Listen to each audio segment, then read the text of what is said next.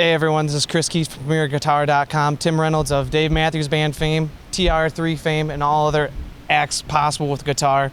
He's hanging out with us before his show today in Omaha for the Dave Matthews Band.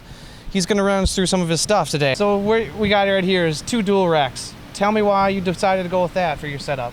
Well, it's just got a great sound. You don't have to crank it really super loud. Like I had a Marshall the first year, which I really loved the Marshall, but for some reason we weren't getting the right sound, and I think it might have been a combination of things. But we went with this because I've had these before and they're really great. I really just used one, and the other one's just a backup, but just to make it easier for, moving and logistics, they're both kind of put in this cabinet, so it kind of looks like I got this mega scene going, but it's really just the one. And what was the amp that you're using with the Marshall before that? What was the model that you were running before that? The JCM 2000 TSL triple 3 channels. Oh, all right, yeah. And those were really great, but I think at the time I didn't realize that I was sucking the tone out by having like a bunch of wires. And so I switched to this and then realized it was still having the tone wasn't right white, so we went and used one of these tone boosters. We can get to that in a minute, but that kind of saved the day. So it might have been that if I would have figured that out before I switched to this, I might have stayed with the Marshall, because I like both really a lot. I have a little Marshall that's just a bomb, but I got used to these and they sound great. It's almost like having a Fender or Gibson. They're both just super great at what they do, and you just play and it sounds like you know what I mean? So Tim, is this kind of an exclusive setup for the Dave Matthews Band, or is this something you kind of use for all your acts that you do stuff with? Well, in the past, up until just a couple months ago, I was using this little 40-watt JCM 2000 401, whatever they call it, the little Marshall, like 40-watt amp. But then I had gotten my old original dual rectifier refurbished because it had set in New Mexico and kind of needed some work. So I got it refurbished, so that's what I've been using with TR3 too. But with a 2-channel, the 2-channel version from back, like about 12 years ago. Yeah. And a 212 cabinet, and I've been digging that because in TR3 I use like a lot of lower tunings, and it kind of gives you that bottom end of that. And so, but I just love all amps. I mean, I got a little practice Vox amp, the little 4-watt, and I love those things. Are ridiculously loud. Yeah, it seems like a lot of the amps are coming out. I know they came out the new little, it's called the Little Night Train. I think it's 2 watts, and that thing is just cooks. Yeah, I mean, the smaller amps. Yeah, it's amazing how loud just a few watts. I mean, the little Marshall I use is cranking. I hardly ever put it past 6, but I've been using this and it's really great. I like the 412 cabinet. You see, you had the slant back there with the 57 on the cone. Yeah, I like that kind of mic for some reason. That's the only one that sounds right for me. I mean, there's a lot of mics, different ones that people use, but I kind of settled into that, or a 58. Crybaby Wah, a swollen pickle for moments of total devastation, and that's the one of my favorite tools in the world, the Mooger Fooger ring modulator, which instantly transports you into like space. And then the Ernie Ball volume pedal, the Hughes and Kettner Rotosphere, which I dearly love. I like playing with the speeds, and the Univibe, of course, Jimi Hendrix and all things 70s, and then the digital delay, and I guess that's like the little Korg tuner, and then this is the little thing that kind of beefs up the tone after it goes through all the chords, because I never noticed that before until I started recording the last record. What type of stuff are you using the volume pedal for? I know that's a lot of people kind of tend to use that for different things. What kind of thing do you use the volume pedal for? Well, a lot of swells, and most of the time when I'm really using more like quicker volume pedal swells, I use the Strat and the actual volume knob. So I have to make sure that whenever I get Strats that the volume knob is really loose feeling, not too loose, but so that's kind of what I use mostly. So I use a Strat when I really want to do expressive things with the volume pedal, although I can use that too, but it's just more natural for me to do this. And I also just use it so when I'm switching guitars, The Rotosphere and the digital delay are the only things that are actually in the loop.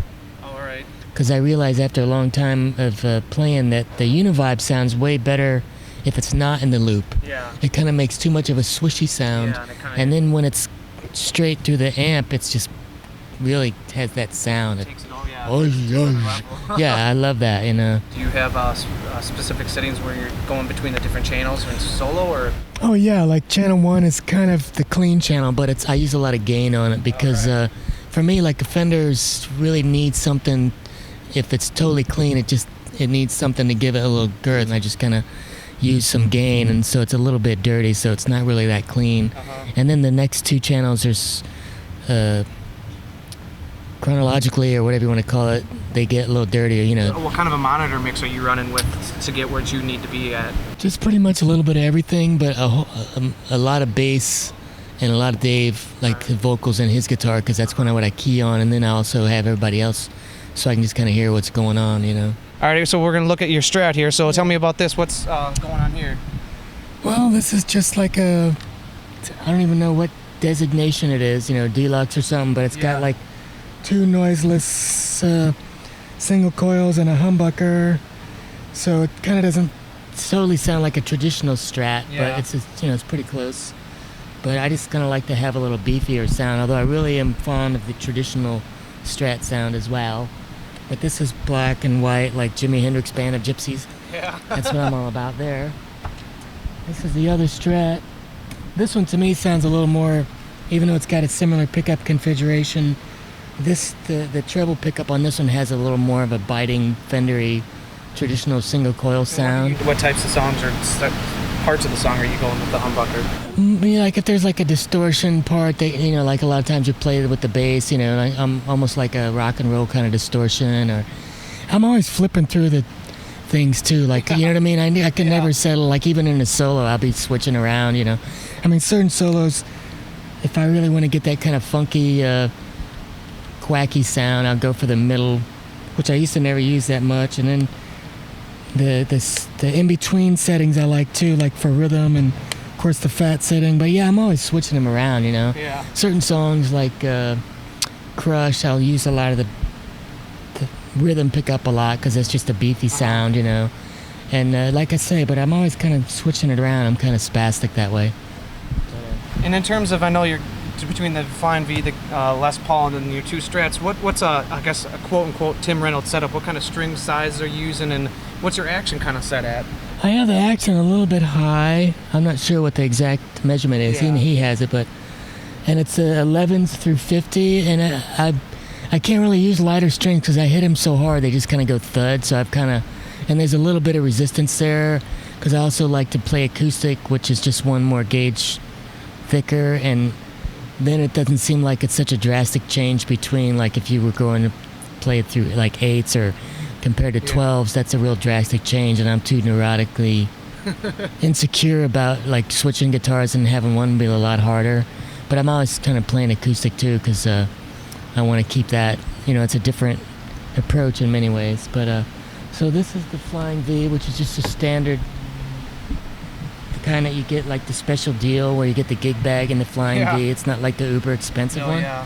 But I like the paint job of these better, and I think I've had to like rework some of the interior electronics to get it not, you know, sometimes the interior electronics of the cheaper ones just needs a little work. It sounds really great. I mean, it's the same materials as the expensive one, but I love it, you know. Pretty much the same as the other setup because it's it's high enough to play slide too, and this is a really awesome Les Paul.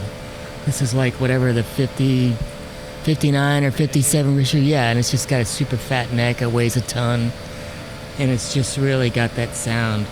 I know it's like picking a favorite child, but if you had to pick one guitar, which one would you call your favorite or your go-to guitar? That is so hard to say, man. It really is. I mean, for this gig, probably this is the one I use the most because it's, the way it's set up is I have these 2 are in a drop D tuning. All right. For certain songs that are like that, and these 2 are in standard tuning. And it really depends on the song. Sometimes I'll be playing this a lot because I have it set up for certain songs. And then once in a while I'll switch it up, you know. And so I wind up using this a lot, I guess. And like when I tour with TR3, I use that one, these 2 exclusively. All right. With a 7-string Schecter and a black Les Paul for C tuning. I know that you guys, it's been announced that you guys won't be, the Dave Matthews Band won't be touring next year, so there has to be a lot of things that you either haven't planned or you already know what you're going to be doing. So what are you going to be doing after the fall tour gets concluded? Oh, as soon as I'm going to take a first couple months and just rest from being on the road, but then we're going to be hitting it with TR3, a whole lot of TR3 next year, and definitely some solo acoustic gigs because I just did a solo acoustic recording that I'd recorded a few years back, but I just released it, and I definitely want to go out and play some for that. But it'll be good because I have time to do both things and not have to schedule everything so tight. Because the last 3 years I just trying to been keeping everything going, so I just been constantly on the road almost for the last 3 years. So I'll be kind of psyched to get a little rest from that and focus more on TR3. And I really like to write music, but it's hard for me personally anyway to write it when I'm on the road. I need kind of like to be home and kind of get into a writing situation where I'm always recording little bits, so I have a lot of material, but it always takes extra time to kind of piece it together, you know? I mean, that just takes kind of like an organic time frame, which is hard on the road, because whenever I'm home, I have time to like record little ideas, but it's not the time to like put them together. So I'm really psyched to be home to do that, because it's easy in a way to write songs for a band, because you come up with a lick, a verse, and a chorus, and then you start playing, and it kind of naturally comes out. But to write, for me anyway, to write solo acoustic pieces, it takes a lot longer, because you kind of have to, each song has its own new kind of technique to learn, you know what I mean? And I keep constantly watching guitar players that can use all their fingers, and I'm like, that's fascinating. So, and most of the time when I play acoustic, I use these three or I pick. But recently I was watching some videos of Paco de Lucia, who's just amazing, and I've been trying to get these fingers to work, and it feels so weird, because I don't usually communicate to these fingers with my brain. So I've been trying to work out little exercises to get them, and it feels so weird. But it's also liberating to at least kind of wake these guys up. I may never actually live long enough to get them in league with these guys completely, but I'm trying, you know. They don't have any calluses on, but at least so they don't feel left out anymore. Yeah, so I've been kind of trying to work them up, you know, when I have time to do that. So that's been a new frontier. Well, thank you very much, Tim. If people want to keep up tabs and whether it's new music, acoustic dates, or any TR3 dates that are coming up, where should people go to, you know, check that out online? Website, I think it's www.timreynolds.com. I think that's what it is, my basic website. Alrighty, well, if nothing else, I'm sure they can find you on Google, through Google search. Oh, definitely, yeah, it comes right up. Alrighty, well, Tim, thank you very much for your time. Thank you, man. Thank you. Appreciate it. Hey, this is Chris Keyser hanging out with PremierGuitar.com with Tim Reynolds.